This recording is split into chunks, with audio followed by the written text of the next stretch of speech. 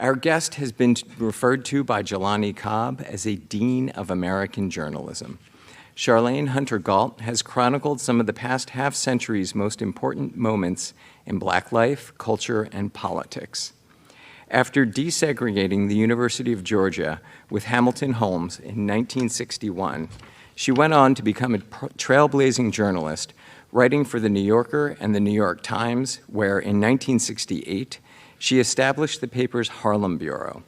Also a broadcast journalist, Hunter-Gault served as a reporter and anchor for PBS's McNeil-Lehrer Newshour, as NPR's chief Africa correspondent, and the South Africa bureau chief for CNN. Her many honors include 2 Emmy Awards and 2 Peabody Awards. Ranging from the civil rights movement to Barack Obama's presidential election and beyond, her new book, My People, is a compilation of her reportage and commentary that explores the Black American experience. Tonight, Ms. Hunter-Gault will be in conversation with Dorothy Roberts, a professor at the University of Pennsylvania Carey Law School.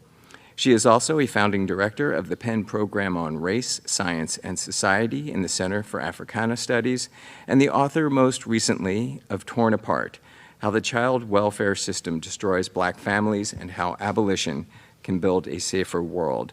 What a pleasure to have them both back. Please welcome Charlayne Hunter-Gault and Dorothy Roberts to the Free Library. Well, such an honor to be able to speak with you about your fantastic book, Ms. Hunter-Gault, and may I call you Charlayne? Yes, please. Okay, all right. Or you can call me Grandma. Well, I'm a grandma too, so we'll talk about that later. Okay. I just, as I was saying before, backstage, I adore this book. And one of the things I love the most about it, as evidence in the name My People, is that it's a book that is about Black people and that raises us up, that doesn't ask what's wrong with us, that asks what's great about us, that looks at the bonds that we have with each other, but also our common humanity with every other people of the world. Those 2 aspects, I think, are so beautiful and so often overlooked in discussions about race. Also, you touch on so many different aspects of Black people's lives, from literature, art, film, television, politics, history, education, criminal justice, voting rights, of course. So many aspects which you've been chronicling for 5 decades. So first question is, why did you decide to put it all together in this book now? You know, at 80 years old, you forget things. And I've been trying to figure out, why did I decide to put this book together? And honestly, I really haven't figured it out. Maybe somebody suggested it, and maybe it'll come to me in the middle of the night one night, and I'll touch my husband and wake him up and say, guess what I just realized? Yeah. But the more I worked on it, the more I started to think that, in a sense, one of the reasons I did it was when I wrote about South Africa, for example, I said, there's more to South Africa than the 4 Ds: death, disease, disaster, and despair. And also, you know, even today, you look at the media, which is somewhat expanding and being a little bit more inclusive, but for years, we've been portrayed sometimes well and sometimes accurately, but not generally that way. And so the more I thought about it, and I chose twice as many pieces that are in the book, and my editor called me one day and said, okay, enough.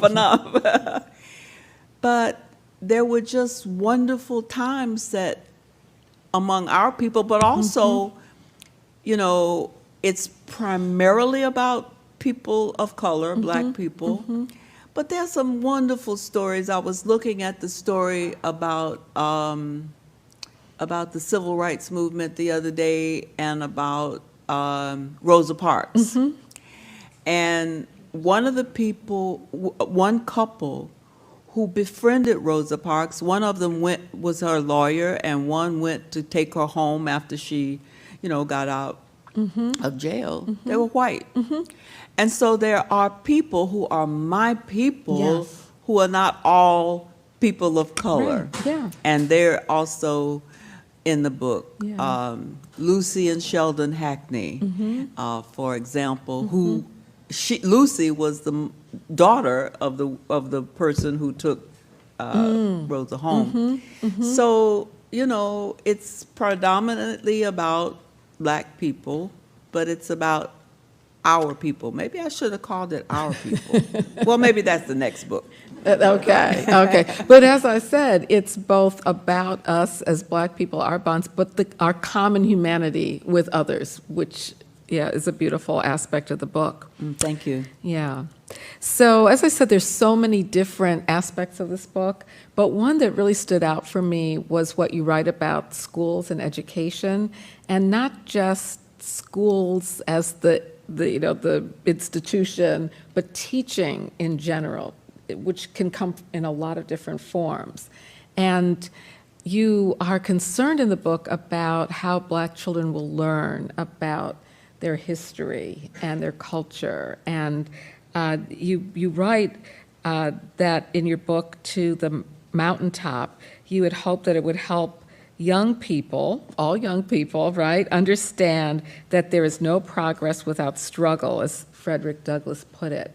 Right. And so I wondered if you'd say something about the importance of teaching to you, because it comes through in so many pieces of writing in this book. Well, it's really very important, which is one of the reasons I get so upset these days when I hear people trying to shut out, well, some of our history, if not all of our history, because growing up in the segregated South, my grandmother used to read 3 newspapers a day. She educated herself. And when she would drop down the paper, I would grab the funny papers or the comics or whatever you want to call them. And I fell in love with the comic strip character Brenda Starr. And we later learned that while the racism that extended to white people too, and the sexism, she couldn't identify herself who she really was because she was a woman writing this comic strip. And as it turns out, years later, they were able to say who it was. And so when I said to my mother in the segregated South, I want to be like Brenda Starr when I grow up, my mother didn't say, oh no, little Black girls can't do that. She said, just very like she always spoke, if that's what you want to do. And that was all the inspiration I needed. But thanks to our Black segregated schools, there was a consciousness about our history. And so, although my first role model was Brenda Starr, in my all-Black segregated school, I learned about Ida B. Wells. And Ida B. Wells was a progressive activist, journalist. She was all over the place. And so one of the conclusions I've come to as I have looked at our history is that our history is our armor. Our history helped us survive so many awful things and yet come out whole, in a sense. I mean, some of us didn't make it, of course. But I think that the history that I learned growing up in the segregated South was like the history your mother and father learned, and others before them. They knew that we could overcome. And so while there were awful things that happened to us, there was the mentality from our history of armor Yeah. that enabled those who, like John Lewis, who proposed good trouble, getting in good trouble, and so many others who had that armor so that no matter what happened to them, like John, took the first blow for freedom when he was on the trying to help desegregate the interstate bus lines. And by the way, again, when they were leaving Washington, D.C. to go on that, it was black and white, men and women, and so committed were they to challenging this segregation. They understood that it was potentially dangerous. So they all signed their wills before they left D.C. And all of them got on the bus, and eventually some of them made it and some of them didn't. But again, it was this consciousness from our history that they would overcome whatever confronted them. Well, that leads me to want to ask a difficult question. This is the expert journalist. No, this is the 80-year-old who can't hear.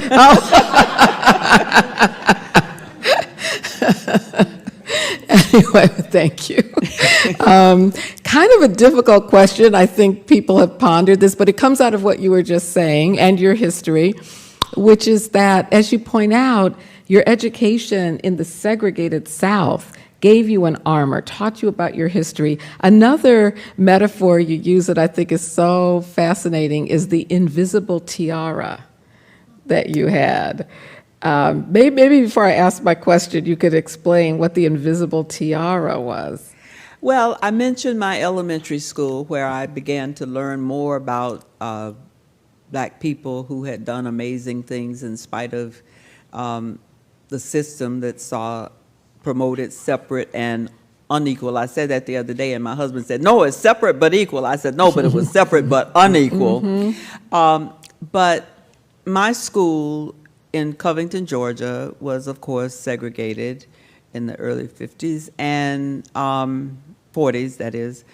And every year, they would have a fundraiser to make up for the deficits, to make up for the hand-me-down books that had pages torn out from the white schools.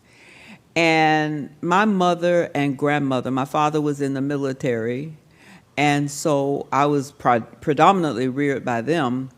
And they would go all over Covington, Georgia, especially to the various girlfriends of my uncle, who I don't think knew each other, but they would contribute. And whichever family raised the most money, their son or daughter would be king or queen. This particular night, I'm looking at my mother and grandmother, and they're over in the corner opening up their little handkerchiefs where they had folded in the nickels and pennies and dimes and quarters. Finally, they announced, and this year, our queen is Charlayne Hunter. Well, I got a bull of a watch, which I didn't really care that much about. I mean, we had a little money because my father, as I said, was in the military, so that didn't knock me out. But the diamond tiara, I really liked. And I wore it day after day to the extent that my classmates started saying, you got to get rid of that thing. It's getting on my nerves. And so finally, they were threatening me, and I said, okay, I'll take off the tiara. But I realized that the notion that I was a queen took up residence in my head.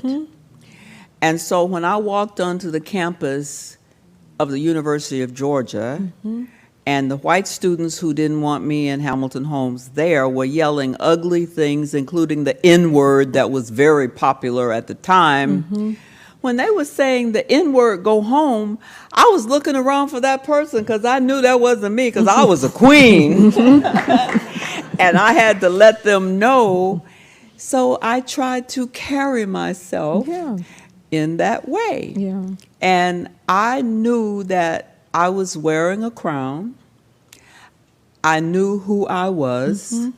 And also, no matter what I was called by anybody, I identified myself with my history and with those who had struggled, like my mother and my grandmother and the teachers at our school and our preachers, because I'm a PK, that's the preacher's kids. I know most of you will know, but some people say, well, what is that?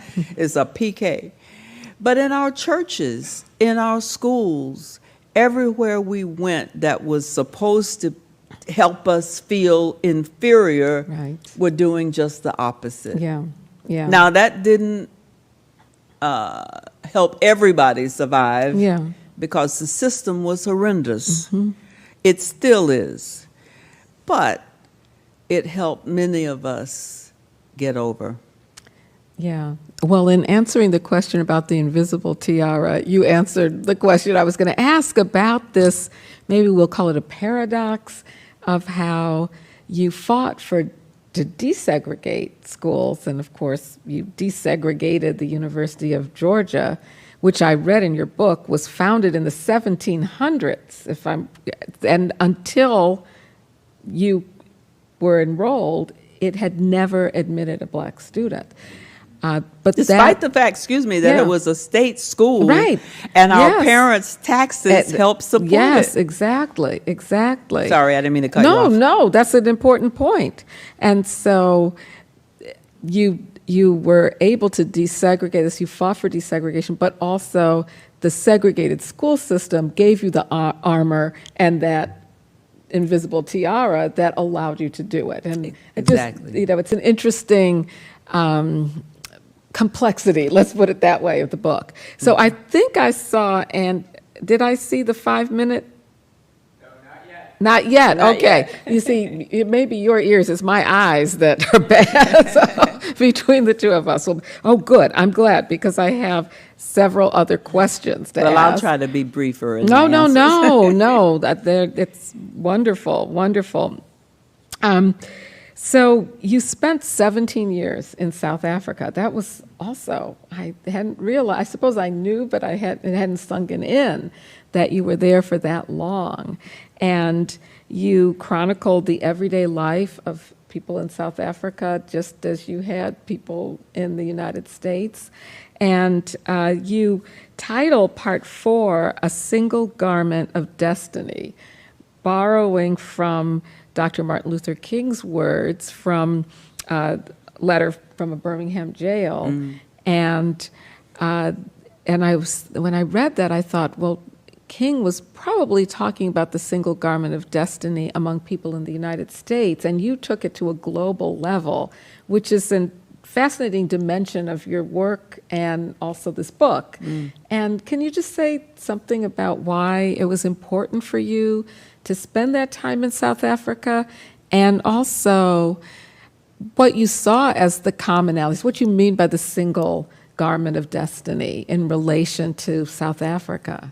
Well, I think that thank you, as they say on television these days, thank you for the question. I was in Washington, D.C. when a group of people, including Eleanor Holmes Norton and Congressman from D.C. now, and great history of her own, but they used to picket outside of the South African embassy trying to identify with South Africans who, like us in the Jim Crow era, were trying to get rid of apartheid. And so at a certain point, I said, I need to go to South Africa and see the differences and the similarities.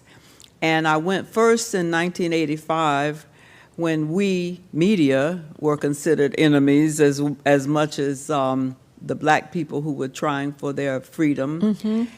And it's always been my, shall I say, my effort in journalism to talk to all people who might not have the ideas of or might not support the things I supported personally. But I wanted to know from the Black South Africans how they were carrying on and hope to carry on and hope to end apartheid. But I also wanted to talk to those who supported apartheid. They were all white, of course. And so I did. I talked to a winemaker. I later became a winemaker myself, which I no longer am, but it was a fun time. And so by the time Nelson Mandela was released, I had developed relationships, friendships with people who were fighting apartheid. And so when he was released, every journalist, I think, in the world flew into Johannesburg to interview Nelson Mandela. But because I had kept up my relationships with the African National Congress people, everybody got 10 minutes, I got a half an hour. So I said, well, I want to be last. But he had, you know, here's a man who'd been in prison 27 years. In a whole different era. And so I watched the others interviewing him one after the other, and he sat very regally answering the questions. So then it came my turn. And I said to the people I had gotten to know, look, this man has never done television before. He's been at it all afternoon. I know it's getting late. But could we take a break so he could have a cup of tea? They were a little surprised by that, but they were gratified. So they took him in, and he had his cup of tea, and then he came out and sat down, and I wanted to distinguish myself from the others. So I said, Mr. Mandela, it's such a pleasure to meet you. I said, I come out of the American Civil Rights Revolution. And I was about to tell him, he said, oh, do you know Miss Maya Angelou? Okay, can I tell you a secret? I didn't really know her personally, but I knew her work. Yes. And so I said, oh, yes, Mr. Mandela. He said, and before I could go on with that, now, let me just depart and say that everybody there was looking for a scoop, including me. So he said, I said, oh, yes, sir, I know Maya Angelou. And he said, well, we read all of her books while we were in prison. I said, scoop! It was just wonderful, and it opened such a door that every time I was in his presence, which was usually press conferences and things, he always called on me. Now, to be sure, you know, like segregation, apartheid didn't quite end, although he had hired, to try and bring people together, he had hired one of the apartheid people as an assistant. And while she did everything in the world for him, I have to say that, she did not like me. Because no matter what was going on, if Madiba saw me, he would come and we would have our thing, and she would try to separate us, and that wasn't going to happen. So one day, I think it was his 80th birthday, and we had been told, the media, that we could not ask any questions. We could be there, we could film him, because they had brought some children who were handicapped to be with him and so forth.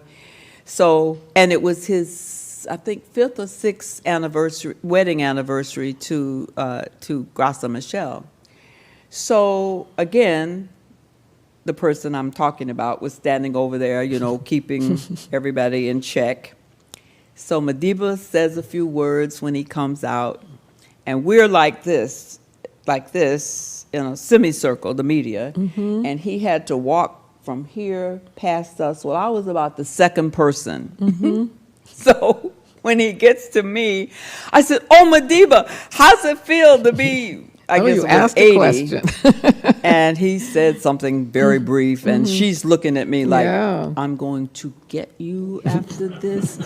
And then, I was empowered at that point. So I said, "And how's it feel to be married to Graça Michel for 6 years?" And he stopped, and he said, "Young lady, in our country, we do not ask personal questions like that."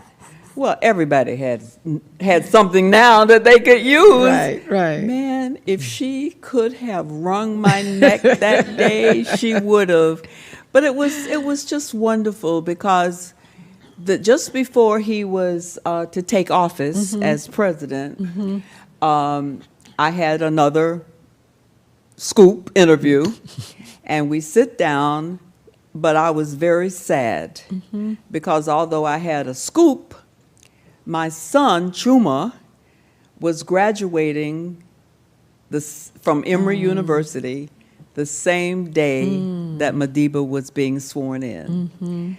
And I said, "Mr. Mandela, I have to tell you something that's giving me a lot of pain on the one hand. I said, but my son is graduating from Emory University the same day that you're being sworn in, and I have to be in Atlanta before I could even finish the sentence, he said, "Of course you have to be there. You can interview me anytime." And he meant it. He meant it. Anytime I wanted to talk to him, he was available. But, I don't necessarily think it was me. It's just that I don't know what it was, but I was open and he was open. And I think actually when he got out of prison, I saw this in a picture I had forgotten about. He traveled to the United States, and I was with the Council on Foreign Relations, and we had a session with him, and they asked me to do the questions. And afterwards, as we walked out, I saw the picture yesterday. We were walking down the street hand in hand, and I said, "Okay, scoop." I'm sure it had something to do with you. He sensed something, I believe, about your journalistic talents and style. And that's what I want to ask you about now. Turning to journalism, and not just your long career, but your approach to journalism.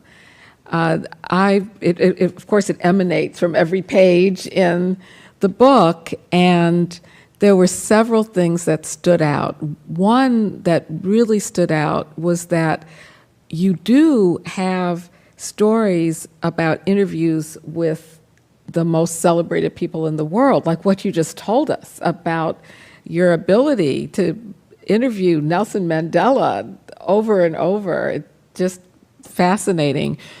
But you also write a lot about ordinary people, your school teachers, your grandmother, and someone on the corner of Harlem. I love that chapter on the corner. Yeah. And not only do you write about everyday people and their everyday lives, but you really zoom in close so that you feel like we're in their living room, we're in their kitchen, we're on their street corner. And something else I noticed that's very striking, you have their voices liberally in every piece you write. We can hear, it's so striking compared to a lot of journalism where it's writing about an event, but you don't really feel like you're there. And in your writing, you have such a strong sense of the people you're writing about, partly because you take us into their world, but also you give us their voices, which I'm sure you had to elicit from the questions you asked them, right? Right. So I just wondered if you'd say something about your style of journalism and the importance of bringing out the voices of everyday people. Well, and thank you for your lovely compliments. I'll take them. Just You can write them describing, just down and I'll quote describing. them somewhere. Just describing what is in this book, but go on. Well, that I started that at the New Yorker, and went on to do that at the New York Times. And when I was hired by Arthur Gelb, some other black reporters had said, you're now in New York. In New York, you should go and talk to Arthur Gelb about working at the Times. So they set up an interview, and at one point he said, "Now let me ask you this: if I sent you, if someone who was a friend of yours in Harlem had done something bad, and I sent you up there to cover it, would you be able to tell the story?" And I said, "Well, it would depend." And he sort of sat back. And I said, because so many times black people are accused of something that they didn't do, or there was some element to it that didn't come out. I said, so I would be able to tell the truth, but it would depend on what the truth was that I needed to tell. And even today, I mean, part of it is because of our current economy, but part of it is the ongoing racism. But we have people who are committing crimes, and they're people of color. So you have to write about that. But you also need, I think, in so many of these instances, to put some of those things into context. Yes. And that's what gradually, I think, some in the media are trying to do. I have my own issues with the media currently, some of it, but I think that I was able, after a certain point, having gone up and down Harlem and back down to 43rd Street where the New York Times was at then, and I finally said to Arthur Gelb, the editor, why don't we just establish a Harlem Bureau, and I live up there and do my work up there? And he thought about it and eventually agreed. And one of the people I had come to know was a lawyer who had an office on close to the Apollo Theater. Probably many of you know about the Apollo. And his office was on the second floor overlooking 125th Street. And he had a small room that was empty. And I asked him if I could put the Harlem Bureau of the New York Times in his office, because I could also go to him and say, what about this? And he would know, because he had been there longer than I had. And I was able to look out at 125th Street and see the street corner preachers going all the way back to Marcus Garvey and all the way up to Malcolm X. And then a block over was Louis Michaud's bookstore, which at the time had the largest collection by and about black people. Now, there are others now that have those too, but in those days, I think he was one of the few, maybe one or two. And all kinds of writers, black, white, all colors, Trinidadian. I remember a Trinidadian who used to go there all the time to do research. And I used to go there and just walk around. And one day I decided to do a piece. I think this was actually for the New Yorker. And one of the things I included in the piece, he loved to speak in couplets. He was about this tall, and he would just be running around. And one of his favorite couplets was, "The white man's dream has turned to sour cream." Now, this was... But it was joyful. It was funny, and there were white men and women in there, and they thought that was funny too. Right. But being in the community was critical, because while I don't have any of those ugly stories in there, because there were some. It was a different side of my people. And fortunately, the editors at the New Yorker and the New York Times and other places I worked, I think began to see something they hadn't seen. And Yeah. also, it was bringing in people to their publications who may or may not have been in their publications. Yeah. And of course, there came a time when we had to sue the New York Times for discrimination against both women and black people. And I think not long ago it came back again. They've sued them again, because you have to keep on keeping on. You can't establish good things and right things and then watch them go away. Yeah. You have to, as King used to say, keep on keeping Yeah. on. That's why I have hope, because there's so many people today like yourself. And those of you in the audience, I don't know why you all are here. I might want to interview you afterwards. But there are people who understand that the moral arc of the universe Yes. is long, but it bends towards justice.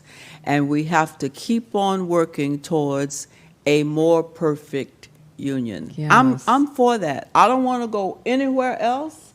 I don't want to do anything else. Now, at my age, I don't know if anybody wants me to do anything we else. do. But here I am, so here we Thank go. goodness. Thank goodness. Well, that is a perfect way to end this part of the program. And I think you have given the audience a taste of the richness of this book. Well, It's thank just, you. it's so refreshing and so needed now. So, Hi, I appreciate you so much. I have a question. When you were like 17 and 18 and you and your family were deciding where you were going to college, what was, and it might be Mandela, it's too personal, but what happened in your family? What was the discussion and what was the, whole process there? Thank you for the question. There was no discussion, and my family didn't have anything to do with that decision. In fact, I think the Brown v. Board of Education decision came down in 54? 54, 55. And nothing in Atlanta, I was living in Atlanta at the time, had changed.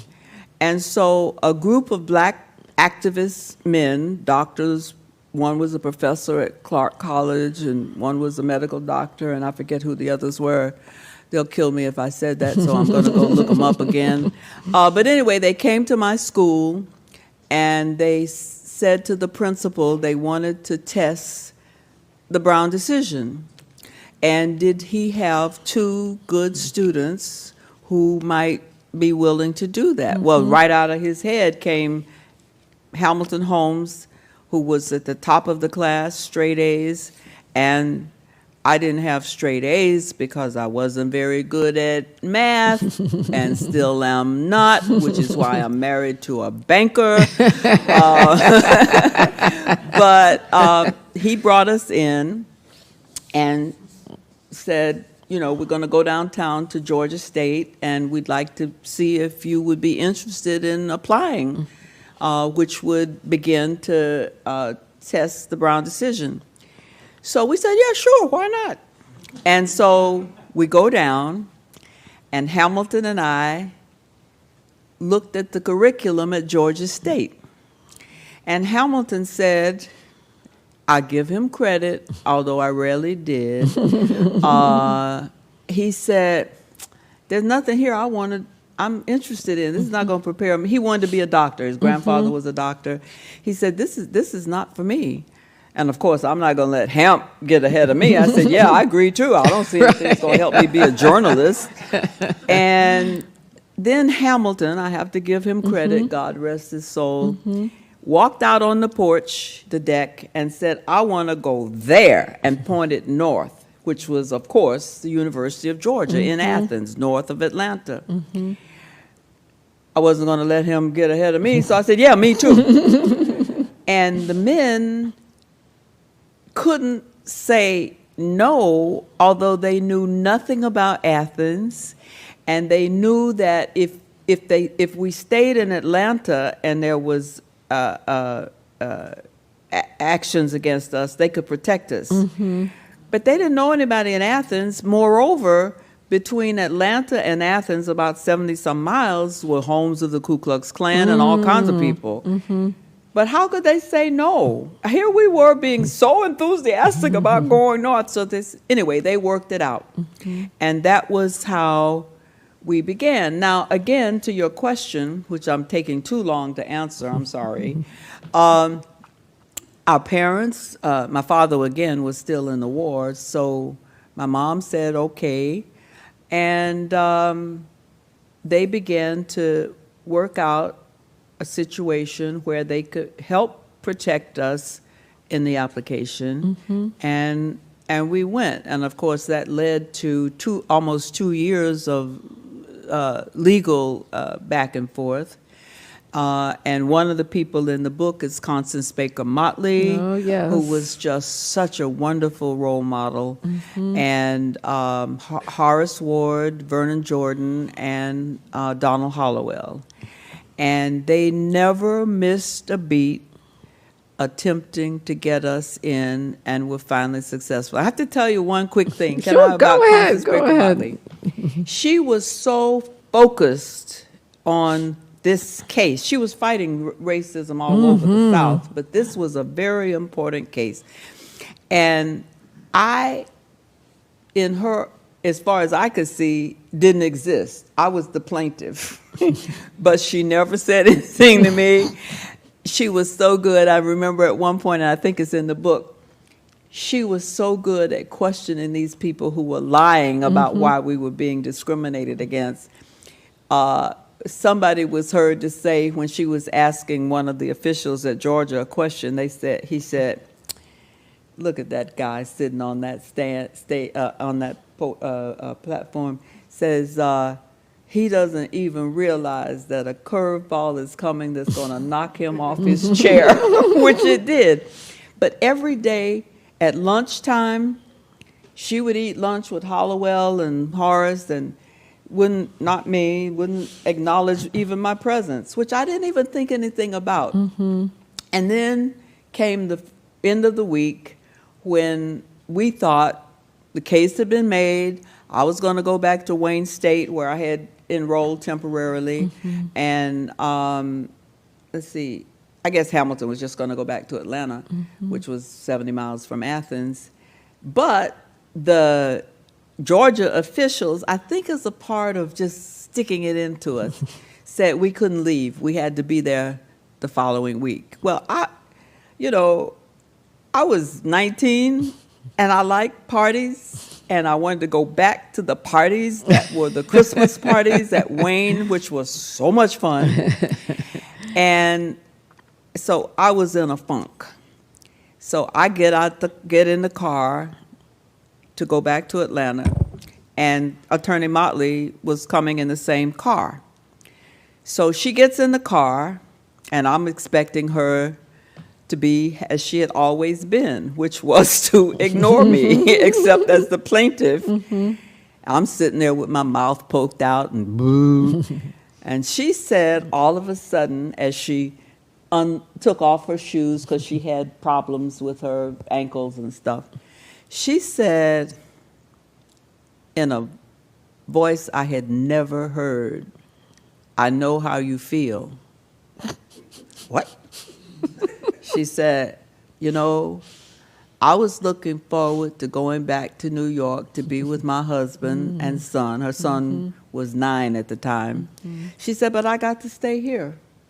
She said, so I guess we just have to do what we got to do. Well, you talk about being happy as a clam. Constance Baker Motley acknowledged my presence. Boy, that was better than me winning the case. Almost, not quite. But it was it was an amazing time. But back again to your question, the decision was Hamilton and mine.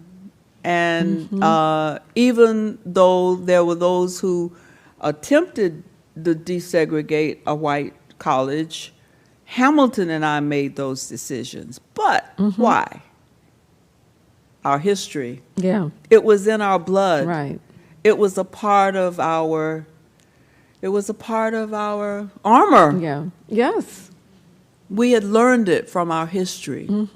And that's why it's so important today to continue to have our young people, black, white, Asian, whatever color, Native Americans, know that history, Yes. because it will be their armor. Yes. Even when they come up against things that are challenging, which today they are.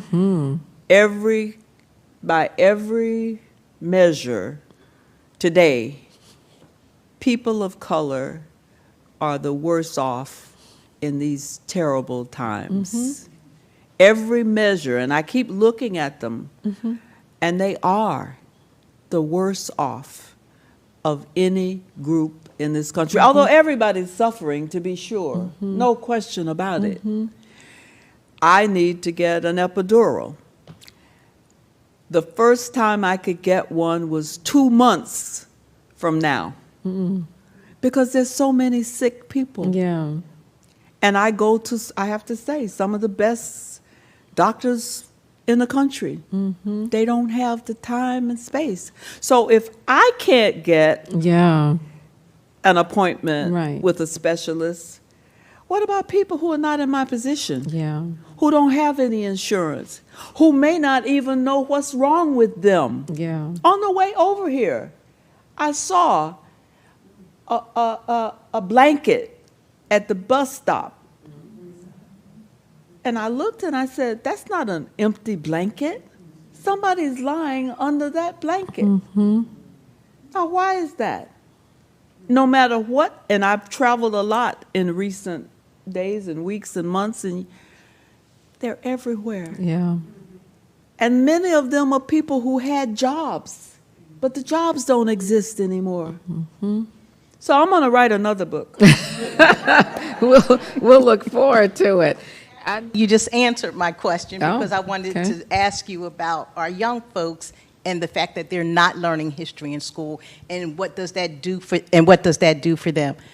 Let me say a few things. One is, I live in Atlanta, Georgia. I just happened to be in Philadelphia visiting my 100-year-old grandmother. I don't know that much has changed between Atlanta and Athens even today. I'm not so sure about that. So that's one thing. But the other thing I really wanted to ask you to speak on are young folks who, I listened to you. You learned reading and mathematics and science in school, but you also learned you learned confidence. You learned how to hold yourself together regardless of what you faced. And you said you were able to do that because of the history that you learned. Our young people are not learning history. They don't know history. Some young folks think Martin Luther King was married to Rosa Parks. They don't know history, and that's just recent history. So I wanted you to speak, like, what can we do? How can we inspire our children? What can we give our children so that they can stand up and square their shoulders and face whatever is coming their way? Because a lot is coming their way. So if you could speak to that, I would appreciate it. And take your time, because I could listen to you all day long. Yes. Yeah. She said, take your time. We could listen to you all night. I got a plane to catch. No, I got the whole night. So anybody don't want to go to bed, I'm with you. Well, first of all, let me thank you for those questions. But let me also say that I was watching the news tonight, and I was looking at the reports about the politics in Georgia. Now, some of it is disgusting. I won't say who or what, but you can figure that out. He went to the University of Georgia, but I didn't say who. But you say nothing has changed, but something has changed, because you have some incredible people running for office. I met Stacey Abrams when she was coming to the vineyard to get some history or whatever from Vernon Jordan, who was still alive at the time, and I was at the airport, and she got off the plane, and I said, I was waiting for Congresswoman Norton, who was spending some time with me at the time, and I went up to her and I said, "Oh, I'm so happy to meet you." She said, "I know who you are." Wow, that blew me away. But I don't know what's going to happen in this election, but look at Atlanta. Look at the number of black mayors who were elected to run the city, and they did very well. Now, you have some who didn't do that well, but they were elected by people who had to be both black and white, otherwise they couldn't have made it. And I was doing a piece for an organization that did a thing called Black Women Unmuted. It was a video. And at the time, the mayor was in deep trouble with so many of the young people because they didn't like how she had treated the homeless downtown. I think she had moved them out and had them go somewhere else. I forget all the details. But the thing that so impressed me for that piece and in general was, even though she was not well liked by the younger people in the city, they didn't want her to do the graduation address at Spelman. They had just protested up and down and they had looked for several different black women to come and do the talk, none of whom were available. So in the end, they had to take her. Well, she got up there and she said, "I know that, there are problems with me being here." But she went on to talk about her own history, and at the end, she named all of the women who had been invited instead of her, and she talked about their contributions to people like them, young people like them, and how she hoped that in the future they would remember who they had asked, and re-invite them. I just thought that was so, what's the word I want to use here? Gracious. What? Gracious. That's a good word. Thank you. All of these are editors in here. No, I thought it was wonderful. And so I want to give Atlanta some credit for all the black mayors they've had. Now, I don't know how this current vote is going to come out. It may not come out the way some of us would like it to come out in every way, but we're going to have to deal with it. And if the person who may get the position is elected, it's going to be up to people like you to make him do the right thing. If he's elected, he's elected. But you have to keep on keeping on and, as they say in South Africa, pressurize him to do the right thing. Now, that's not to say he's going to win, because I don't know. Yeah. But I'm just saying, in the event that, we still have work to do.